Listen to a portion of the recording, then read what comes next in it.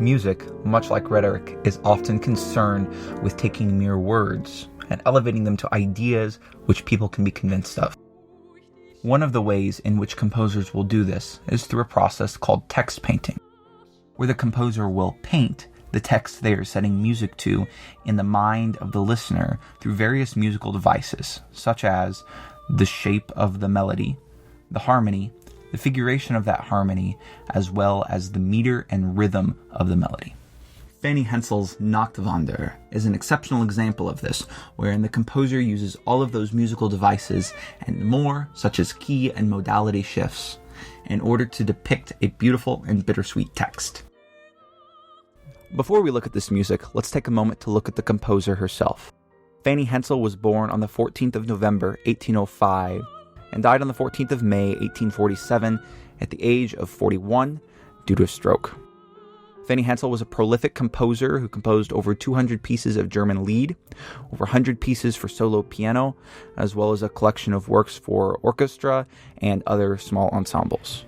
If you are even familiar with Fanny Hensel at all, you most likely have heard her referred to by a different name, Fanny Mendelssohn-Hensel, as both in her time and still to today, she's been overshadowed by her brother, Felix Mendelssohn. Both she and her brother were prolific composers, although Fanny Hensel only had a small number of her works published in her lifetime. Today, many of her compositions, including some of those which were initially published under her brother's name, have become widely available, if not well known. Today, we will be looking at one of her more often performed pieces, Nachtwanderer, which is the first piece from her Opus 7, 6th Lied. In Nachtwanderer, Hensel sets a poem by the German poet Joseph von Eichendorff to music for voice and piano. This poem, originally in German, is as follows. Nachtwanderer. I wander through the still night. There creeps the moon so secretly, gently, often out from the dark cloud cover. And here and there in the valley wakes the nightingale. Then again, all is grey and still. O wonderful night song, from afar in the land where the currents flow, soft shuddering in the dark trees confuses my thoughts. My wild singing here is like a cry only from dreams. My singing is a cry only from my dreams. This text is divided into two paragraphs, or strophes, which are approximately equal in meter. However, as you can see, the first strophe has 2 fewer lines than the second strophe. The 2 strophes are otherwise almost perfectly aligned, each consisting of 2 sets of phrases. The first phrase with 2 lines of 8 syllables, closed by a 9-syllable line, followed by 2 lines of 6 syllables, closed by another 9-syllable line. This pattern, however, is broken during the last 2 lines of the second strophe, wherein the poet adds 2 7-syllable lines which mimic the last 9-syllable line. For the poem, this serves as a sort of conclusion or outro for the 2 matched sets of lines. However, this makes it more difficult to set it to music. Were the 2 poetic strophes perfectly identical in their syllabic count, it would have been simple for a composer to take one melody and apply it to both of the poetic strophes. We would call this musical form strophic form. An example of a song in strophic form would be Amazing Grace, where you have 3, 5, or 8 verses which all share the same melody. You sing through one strophe or verse and then return back to the beginning of the melody with different words. The music is repeated, the words are not. Despite the fact that there are strophes in the text, the music is not in a strophic form. Rather, Fanny Hensel chose to take the more difficult route and through compose this piece. While it is divided into 2 general sections following the general outline of the text, it is not in strophic form, as when we reach the beginning of the second poetic strophe, we have a different melody that goes with the words. However, Fanny Hensel does not divide it sharply into 2 sections. She does it very artfully by taking the opening melody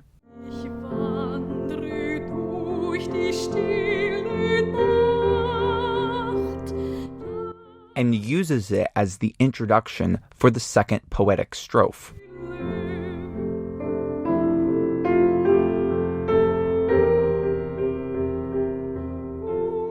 She then takes the melody from the second line of the first strophe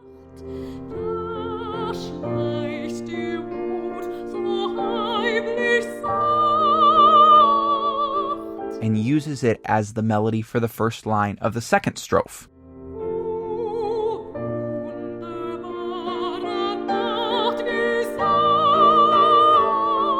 The latter of these is a way in which a composer can use previously heard musical material to give a broader structure to their piece. By using those first two phrases of music from the first strophe, again in the second strophe, but offset, the composer is able to accomplish two things. First off, she is able to subtly remind the listener that they are at the beginning of a new section. Secondly, by offsetting the music by one phrase, she is able to let the two sections flow together smoothly. By using the melodic material, which the listener would expect to be the beginning of a new section, as a bridge between the two sections, the composer is able to trick the listener into experiencing this as one broader section, while still having a slight break between the two sections. This is like how when you're icing a layer cake, you put icing over the sides to disguise the difference between the two layers of cake. No one's actually going to believe that there's just one 5-inch thick layer of cake, but rather we find the unified appearance on the outside to be appealing. In the same way, Fanny Hensel disguises the difference between the two poetic strophes with a melodic idea that we would have expected to be starting the next strophe with. In this way, she makes what could have been a strophic form into what is a through-composed piece of music. Now we get into the fun stuff. The first way that Fanny Hensel uses text painting in her piece is by modulating at poignant moments. Modulation is the word that we use in music to describe when we move from one key or palette of notes to a different key or a different palette of notes. In Western classical music, keys are generally split into major keys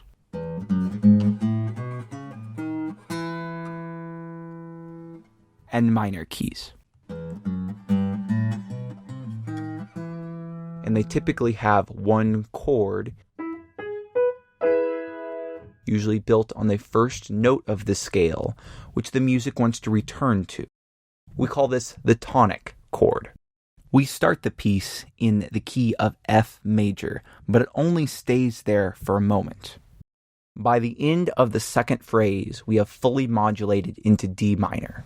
D minor and F major have a special relationship. In fact, we say that D minor is the relative minor of F major because they share almost all the same notes, and in many cases, they can share the exact same set of notes, only starting on different notes. F major starts on F, and D minor starts on D. This makes it very easy to switch back and forth between the two of them.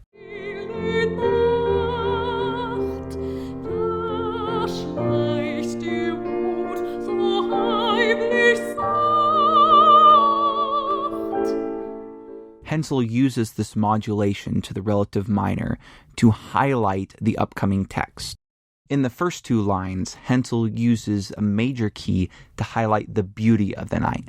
But then in the third line, as the clouds come out and cover the moon, she uses a minor key to point out the somberness of the night.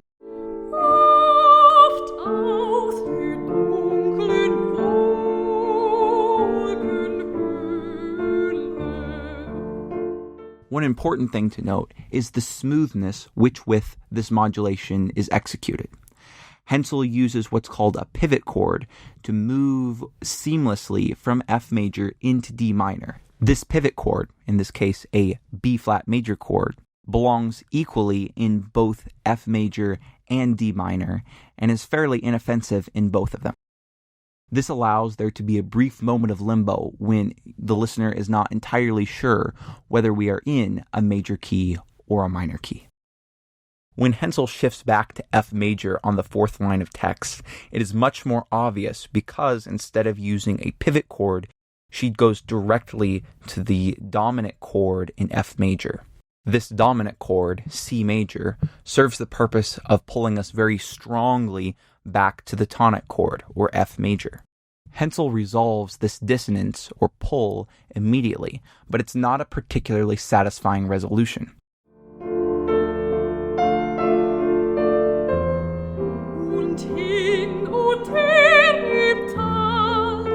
So the composer tries again.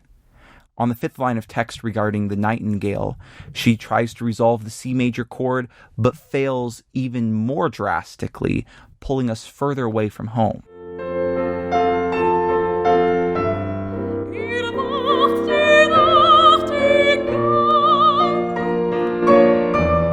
All the while, she's building up the volume and texture of the music to make these dissonances even more impactful. In the final line of the first strophe, Hensel starts us on a tonic chord, but she has more to say, so she pulls us away from tonic and attempts to resolve it on the word growl. However, she fails. When she arrives on the word growl, she instead writes a D minor chord, which sure was a tonic chord while we were in D minor, but now that we're back in F major, it is uncomfortable. It's not the right resolution that she was looking for, so she tries one more time, repeating some of the text from that last line and arriving on a firm resolution on the word still.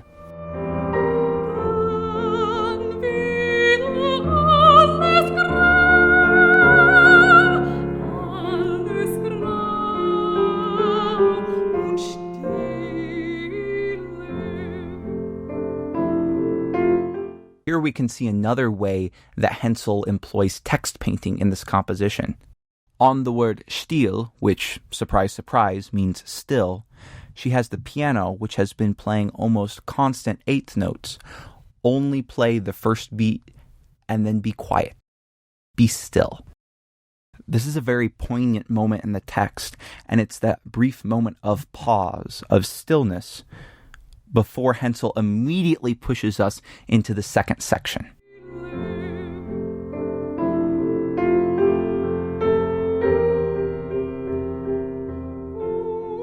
Because Hensel offset the melody by one phrase, while the interlude between the two sections is in F major still, we immediately start the second poetic strophe in D minor. Similar to the first poetic strophe, we then move back to F at the end of the third phrase, but we move back to the wrong F. Whereas in the first poetic strophe, we moved back to F major, to our original home. Here, we modulate to F minor, which, while it starts on the same note as F major, has almost nothing else the same as F major.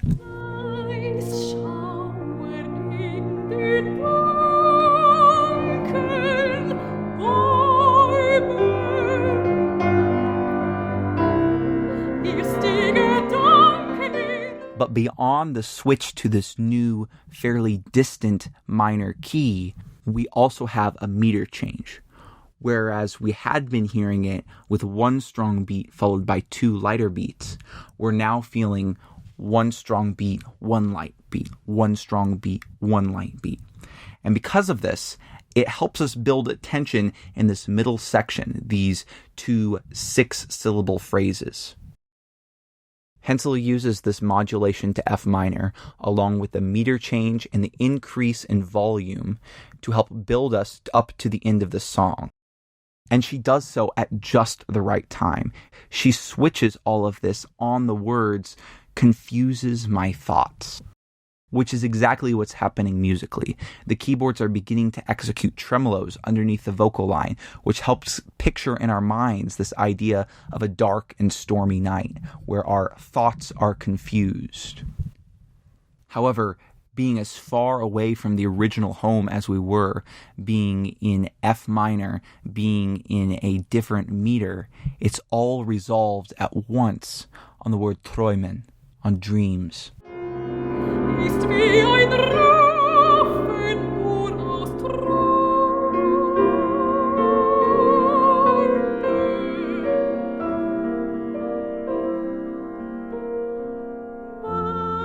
Here the composer returns us to a very calm musical texture.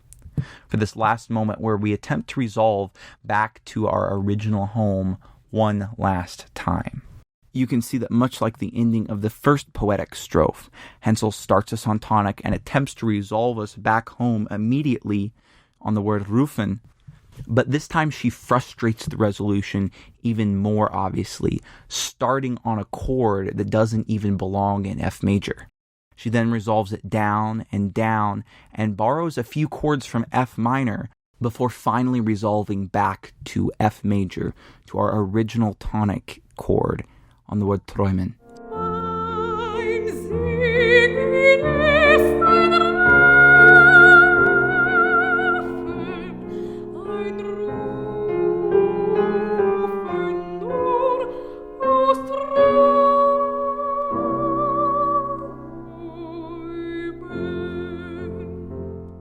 I stated at the beginning of this that music has much in common with rhetoric, that composers are attempting to convince the listener of a certain concept, of an idea. Unlike a lawyer or a philosopher who's attempting to persuade the listener of a certain viewpoint, or a politician who's attempting to persuade the listener that they are the right choice, a composer is attempting to convince the listener of a picture, of a concept, of an idea that they can hold in their mind. In Nachtwanderer, Hensel convinces the listener of a picture of the night that is simultaneously beautiful and bright, but also dark and somber. And that's one of the things that I find that sets music apart from other literary works. That we have written and spoken works, but sung works have an added layer of emphasis that music can put on that spoken text alone cannot.